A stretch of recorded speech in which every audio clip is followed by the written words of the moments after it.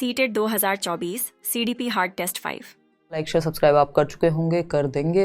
पहला ही क्वेश्चन आपके सामने हाजिर है। क्वेश्चंस ऐसे हैं जो टाइम टेकिंग होंगे कई बार, है ना। असर्शन क्या है फटाफट से पढ़ेंगे। कॉन्टिन्यूअस एंड कॉम्प्रिहेंशन इवैल्यूएशन यानी CCE solely focuses on academic achievements and examination results, यानी जो सतत एवं व्यापक मूल्यांकन है वह पूरी तरह से सोनली किस पे फोकस्ड होता है? शैक्षणिक उपलब्धियों पर और परीक्षा के परिणामों पर, कि भाई नंबर कितने आ रहे हैं, और एकेडमिक्स पे, यानी एकेडमिक्स मतलब पढ़ाई लिखाई, किताब कॉपी से संबंधित, पेन पेपर टेस्ट से संबंधित। तो शैक्षणिक उपलब्धि यानी एकेडमिक अचीवमेंट, जिसको हम क्या कहते हैं दूसरी भाषा में, जिसको हम स्कोलेस्टिक अचीवमेंट भी कह देते हैं। दो चीजें होती हैं, एक होता है स्कोलेस्टिक एस्पेक्ट यानी शैक्षणिक पक्ष, जिसको हम एकेडमिक अचीवमेंट कह रहे हैं कि पढ़ाई लिखाई में कितने नंबर आप लेकर के आए, ये हम क्या कह रहे हैं? एकेडमिक अचीवमेंट, है ना, यानी शैक्षणिक उपलब्धि।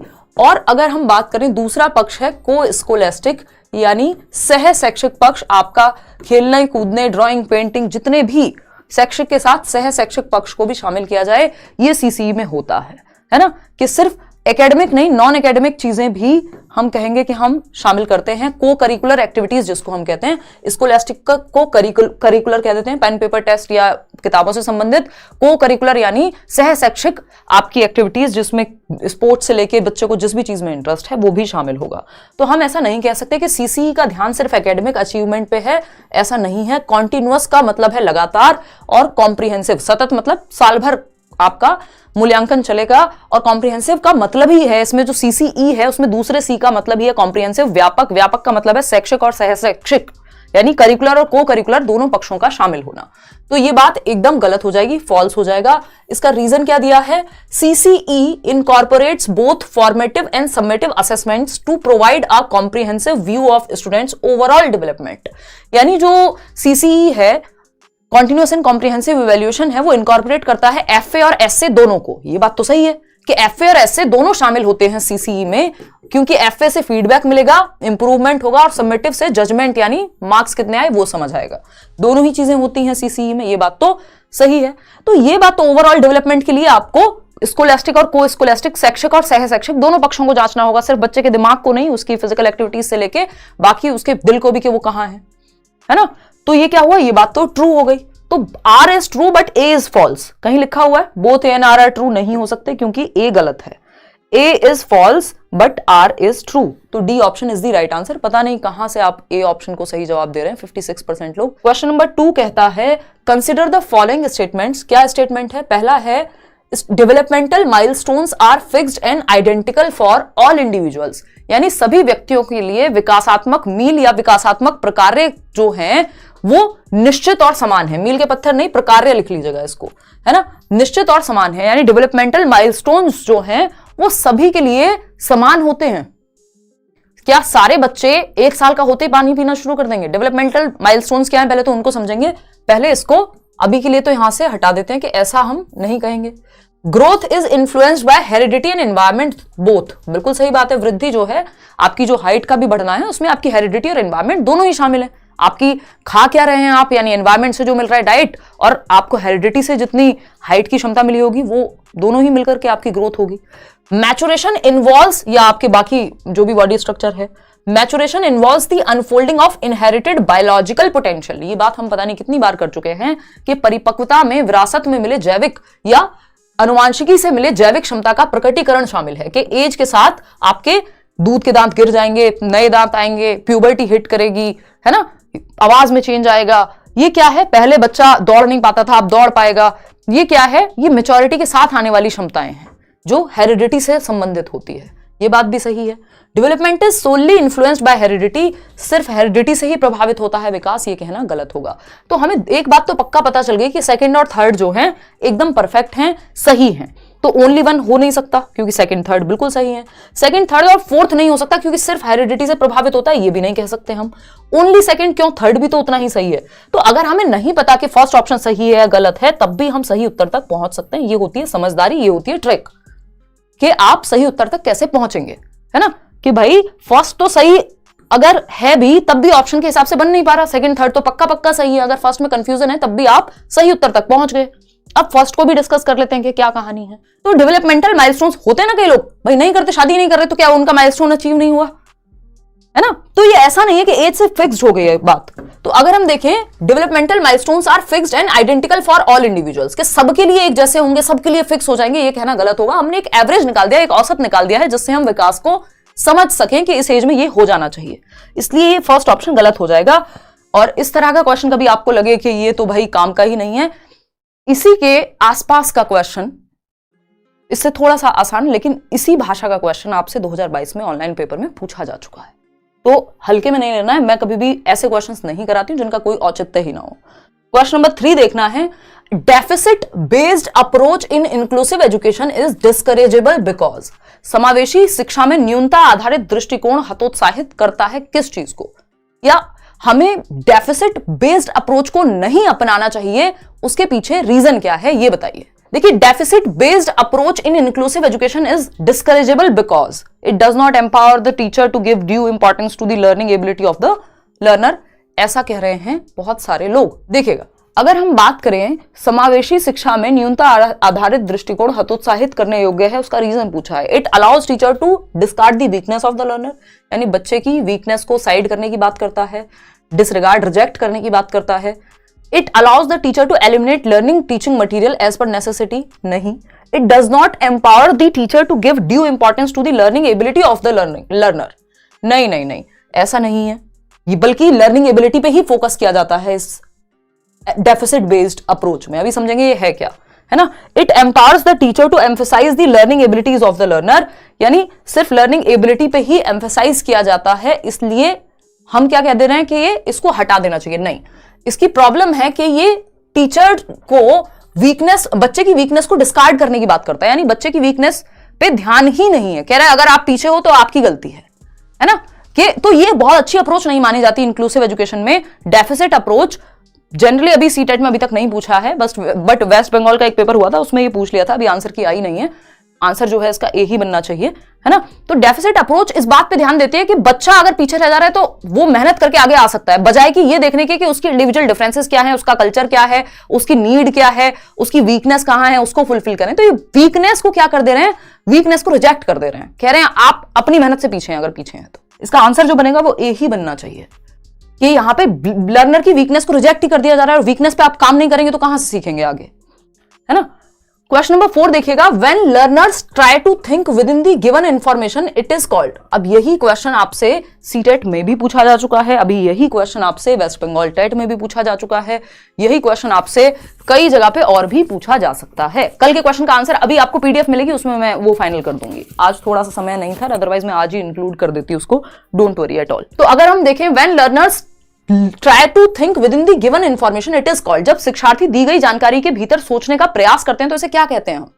डी ऑप्शन कह रहे हैं 30% लोग, मतलब आंख बंद करके जवाब दे देना है, बस रट्टे लगा लिए हमने। हाँ भाई, within the given information it is called concrete thinking.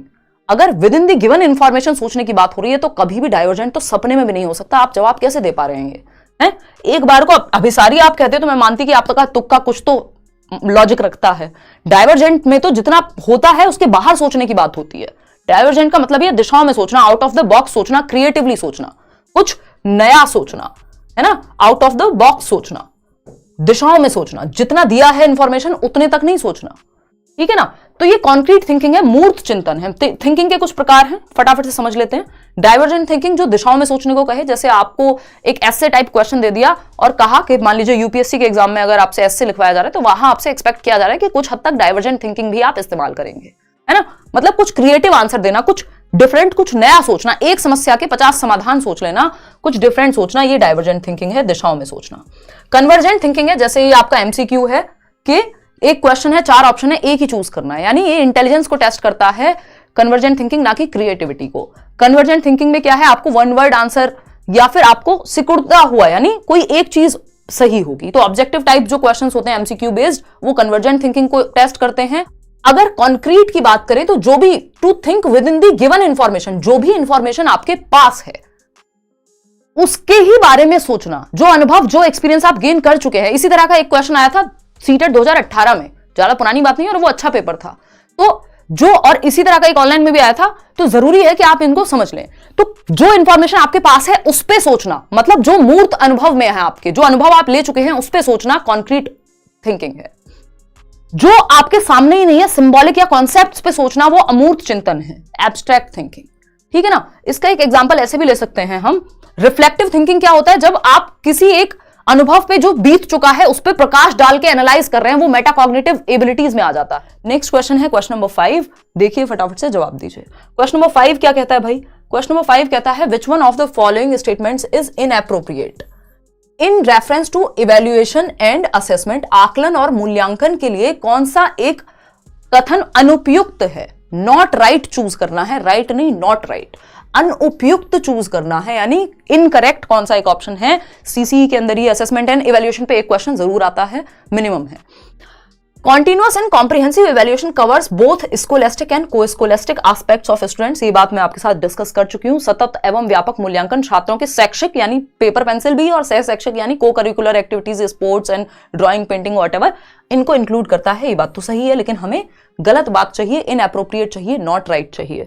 Diagnostic test is related to remediation, यानी निदानात्मक परीक्षण जो है वो निवारण से संबंधित है। बिल्कुल सही बात है। पहले डायग्नोस्टिक टेस्ट होता है, आप बच्चे की डिफिकल्टी का पता लगाते हैं, बाद में रेमेडियल टीचिंग होती है कि उसको दोबारा समझाएंगे या नए तरीके से समझाएंगे। जो कमियां हैं, गैप्स को जानने के लिए डायग्नोस्टिक टेस्ट, गैप का पता लगाने के लिए कि बच्चे की लर्निंग में गैप्स कहां रह गए, कमी कहां रह गई है, और उसको फुलफिल करने के लिए रेमेडियल टीचिंग। तो डायग्नोस्टिक के बाद डीआर से याद रखना, पहले डायग्नोस्टिक टेस्ट और फिर रेमेडियल टीचिंग। ये दोनों प्रोसेस जो है फॉलो होती हैं निदानात्मक परीक्षण के अंदर, है ना। सी ऑप्शन है formative evaluation does not measure instructional progress in classroom situation. जबकि फॉर्मेटिव इवैल्यूएशन जो है, रचनात्मक आकलन या एफए जिसको हम कहते हैं, रचनात्मक मूल्यांकन कक्षा स्थिति में अनुदेशात्मक प्रगति को नहीं मापता है, यानी मेजर नहीं करता इंस्ट्रक्शनल प्रोग्रेस को, कितना अच्छे से बच्चा सीख रहा है, प्रोग्रेस को नहीं मेजर करता क्या। तो अगर हम देखें यहां पे, summative assessment is a tool of evaluation used by the teacher at the end of the whole instructional process, ये बात हम कह सकते हैं। तो सी यहां पे है कि क्योंकि ये ड्यूरिंग टीचिंग लर्निंग प्रोसेस आपको प्रोग्रेस का बता भी सकता है और फीडबैक भी दे सकता है। अगर हम देखें, ये क्वेश्चन कहता है अकॉर्डिंग टू ब्रूनर, ब्रूनर के अनुसार the stages of learning in increasing order. Bruner के अनुसार जो स्टेजेस हैं इंक्रीजिंग ऑर्डर में, ब्रूनर की टोटल स्टेज 3 है और 3 को इंक्रीजिंग ऑर्डर में लगाना है, 1 2 3 के फॉर्मेट में लगाना है। और ब्रूनर क्या है? कंस्ट्रक्टिविस्ट हैं, रचनावादी हैं, जैसे प्याजे हैं, वाइगोस्की हैं, लेकिन ब्रूनर क्या है? कॉग्निटिव कंस्ट्रक्टिविस्ट हैं, संज्ञानात्मक वादी रचनावादी हैं, संज्ञानात्मक रचनावादी हैं ये कह सकते हैं, जो दिमाग थिंकिंग पे बेस्ड चीजों को लेकर के चलेंगे। ब्रूनर की थ्योरी हम बहुत अलग से नहीं पढ़ते, बस इनकी थ्योरी में जानने लायक भी इतना ही है, इन्होंने स्पाइरल करिकुलम भी दिया है कि कैसे प्रीवियस नॉलेज से नई नॉलेज को जोड़ के चलना है। डिस्कवरी लर्निंग की भी बात इन्होंने की है, खोज अधिगम की। तो ये दोनों चीजें इंपॉर्टेंट हैं। ठीक, बी ऑप्शन 31% लोग कह रहे हैं, जो कि एकदम गलत है ना।